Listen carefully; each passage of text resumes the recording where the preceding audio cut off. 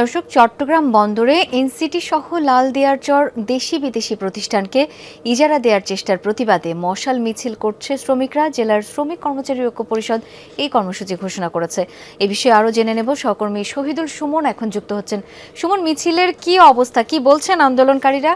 শাওন, মশাল মিছিলটি কিছুক্ষণ আগেই শুরু হয়েছে, সেটি নয়াবাজার বিশ্ব রোড থেকে আসলে শুরু হয়েছে। দেখছেন যারা এখানে বন্দরের যে সিদ্ধান্ত যে লালদিয়া চর এবং নিউমোরিং কন্টেইনার টার্মিনালটি বিদেশিদের হাতে ইজারা দেওয়ার যে প্রতিবাদ, সেটির প্রতিবাদে যারা এখানে শ্রমিক কর্মচারী ঐক্য পরিষদের নেতাকর্মীরা রয়েছেন তারা কিন্তু এখানে মশাল হাতে তারা প্রতিবাদ করছে। এটি কিন্তু আসলে নতুন কোনো প্রতিবাদ নয়। আমরা এর আগেও শ্রমিক ঐক্য পরিষদের নানা কর্মসূচি আমরা দেখেছি, তারা কিন্তু দিনব্যাপী গণ অনশন কর্মসূচিও তারা আসলে পালন করেছে। নানা দাবি দাওয়া তারা তুলেছেন এবং সেই দাবিগুলো উপেক্ষা করায় সরকার এবং বন্দর কর্তৃপক্ষ তারা কিন্তু আজকে যে মশাল মিছিল সেটি আমরা করতে দেখছি। আমরা একটু এখানে যারা নেতারা রয়েছেন তাদের সাথে একটু কথা বলতে চাই। আপনাদের দাবিটি কি? আমরা লাইভে রয়েছি। আমাদের মূল দাবি হচ্ছে বন্দর এবং ডক ডিপিওয়ার্ল্ড সহ কোন দেশি বিদেশি প্রতিষ্ঠানকে দেওয়া যাবে না। বন্দরের শ্রমিক কর্মচারীরা, বন্দরের অফিসাররা বন্দর চালাবে, লাভজনক প্রতিষ্ঠান বাইরের কাকে দেওয়ার কোনো সুযোগ নেই।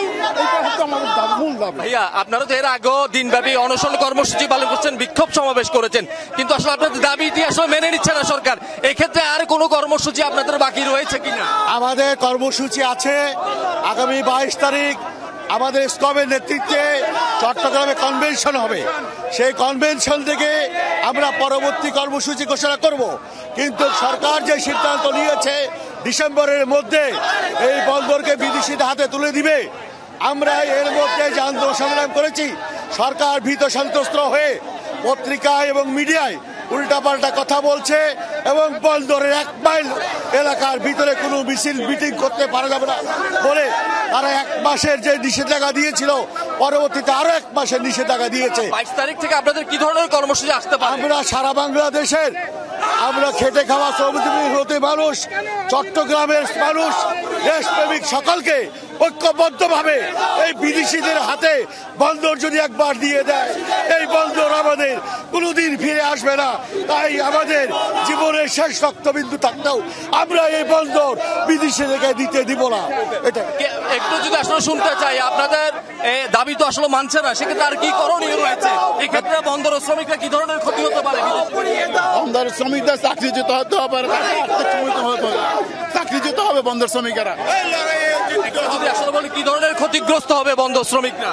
বন্দর আপনারা জানেন, যদি 30 বছরের জন্য বিদেশিদের কাছে বন্দর দেওয়া হয়, বন্দর একটি দীর্ঘমেয়াদী ক্ষতিগ্রস্ত হবে।